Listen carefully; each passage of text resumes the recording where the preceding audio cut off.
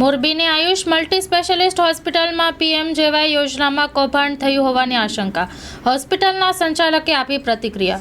Story report by Himanshu Solanki, Morbi.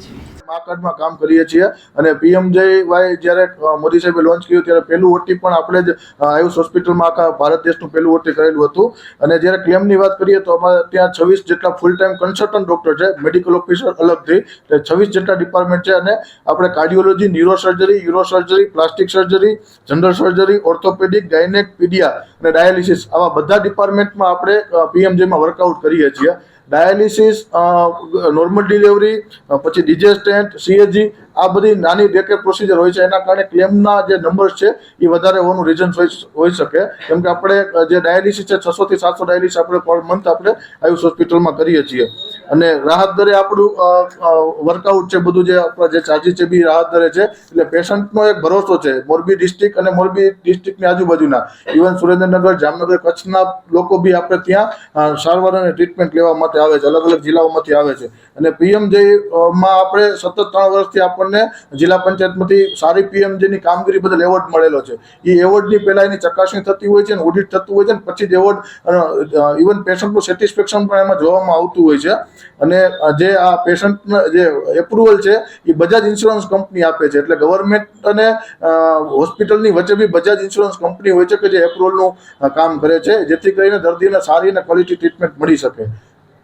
જે 34 કરોડ રૂપિયાનો જે ક્લેમ કર્યો છે 20 જ મહિનામાં, અને જે 13,000 થી વધુ ક્લેમ કરેલા છે, તે પ્રકારમાં કઈ પ્રકારે આટલા બધા એક જ 20 મહિનામાં આટલા કઈ રીતે થઈ શકે? સાહેબ, એ તો છે ને, આપણી પાસે નંબર ઓફ સ્પેશિયાલિટી વધારે છે. દાખલા તરીકે મોરબી આખા ડિસ્ટ્રિક્ટમાં cardiology, neuro surgery, uro surgery, plastic surgery એ નથી આખા ડિસ્ટ્રિક્ટમાં. તો એ જે ક્લેમ છે એ આપણને વધારે જ મળવાના છે. એ તો જેમ હોસ્પિટલની સાઇઝ મોટી હોય અને પેશન્ટનો ફ્લો વધારે હોય એ પ્રમાણે આપણા નંબર ઓફ ક્લેમ અને નંબર ઓફ એમાઉન્ટ વધી શકે છે. ઇવન પ્લાસ્ટિક સર્જરી જે એવો ડિપાર્ટમેન્ટ છે કે જેમાં મા કાર્ડમાં કોઈ જગ્યાએ કામ નથી થતું હતું, એવા ડિપાર્ટમેન્ટમાં બી આપણે મા કાર્ડમાં દર્દીઓ માટે કામ કરીએ છીએ. અને તમામ દર્દીઓને આપણે પ્રાયોરિટી મા કાર્ડમાં ટ્રીટમેન્ટ મળે એવી આપીએ છીએ. અને બધું કેમ્પ કરીને પણ દર્દીઓને લાવવામાં આવતા હોય છે. આવા કેટલા કેમ્પ છે, કેટલા દર્દીઓને એમાંથી લાવવામાં આવ્યા છે? અમારે મોટા ભાગે એ જે પ્રશ્ન છે અત્યારે જે તાજેતરમાં કરંટ અફેરમાં જોવા મળે છે, કાર્ડિયોલોજીનો પ્રશ્ન છે. મોટા ભાગે અમારા કાર્ડિયોલોજીના કોઈ પણ પ્રકારના કેમ્પ નથી હોતા. ડાયરેક્ટ જ આપણે પામી જે કહેવાય કે જે ઇમરજન્સી કાર્ડિયોલોજી પ્રોસિજર છે એનો રેશિયો આપણો વધારે છે. અને જે બાકીની જે કોલ્ડ સર્જરી છે મોટા ભાગે આપણે રેફરલ હોય છે. એટલે રેફરલ બી એક પ્રકારનું છે ને, એક બેન્ચમાર્ક કહેવાય કે આજે કોઈ એક ડોક્ટર બીજા અમારી હોસ્પિટલ સિવાયના ડોક્ટર પાસે ટ્રીટમેન્ટ લીધી હોય ને ત્યાંથી પેશન્ટ અહીંયા મોકલું હોય. કેમ કે કાર્ડિયોલોજી આખા મોરબીમાં આપણી એક જ પાસે છે.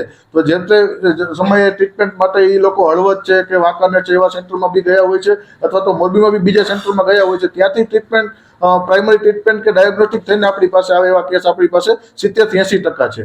આટલા જે કેસ છે એ માત્ર ઓપરેશનના છે કે પછી બધા? ના, ટોટલ છે સાહેબ, ટોટલ છે. ક્લેમ ટોટલ છે. કેમ કે ક્લેમમાં એવું અલગ નો આવી હોય શકે. 20 જેવા ગણી શકાય. એટલે એમાં ઓપરેશન્સનો અમારા માટે પ્રોસિજર વર્ક થઈ શકે. કેમ કે ઓપરેશન તો બહુ ઓછા હોય કે જેમાં અમે એનેસ્થેસિયા આપીને કરતા એને જ અમે ઓપરેશન ગણીએ. પણ આ ક્લેમમાં પ્રોસિજર આવી જતું. જેમ કે નોર્મલ ડિલિવરી છે તો એ જનરલ પબ્લિક, આમ જનતા માટે એ ઓપરેશન છે, પણ અમારા માટે એ પ્રોસિજર છે, ડેકેર પ્રોસિજર છે. એના ઇસ્યુ બી આમાં હોતું હોય છે.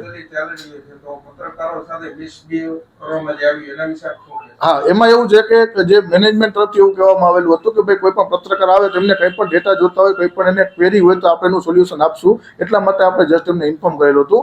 પણ સમહાવ કોઈ જે સિક્યોરિટી લેવલના કોઈ સ્ટાફ છે એને મિસબિહેવિયર કરેલું હતું. તેના માટે હું ક્ષમા માંગુ છું આયુષ હોસ્પિટલ તરફથી કે ભાઈ, અને એ ભાઈ ઉપર બી અમે અત્યારે તાત્કાલિક લેવલે એક્શન લીધેલી છે.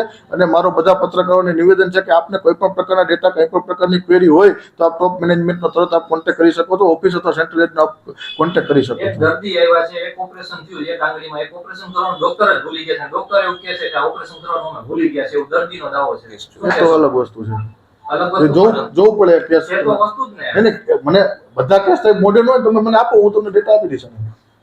પર્સનલી જે પણ ડેટા જોતા હોય તમે કહો કે તમારે નોર્મલ ડિલિવરી કેટલી થશે 20 મહિનામાં, તો હું ડેટા આપી શકીશ.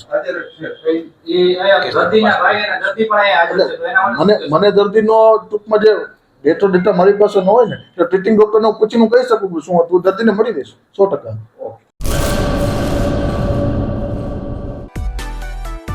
માં motor driving, safe and sure driving. Driving એ શોખ સાથે આપની મોટી જવાબદારી પણ છે. અમારા ઇન્સ્ટ્રક્ટર દ્વારા સચોટ અને સરળ માર્ગદર્શન. આપની રોજની તાલીમની માહિતી મેળવીને શું અધુરાશ છે એના ઉપર પૂરું ફોકસ કરાય છે.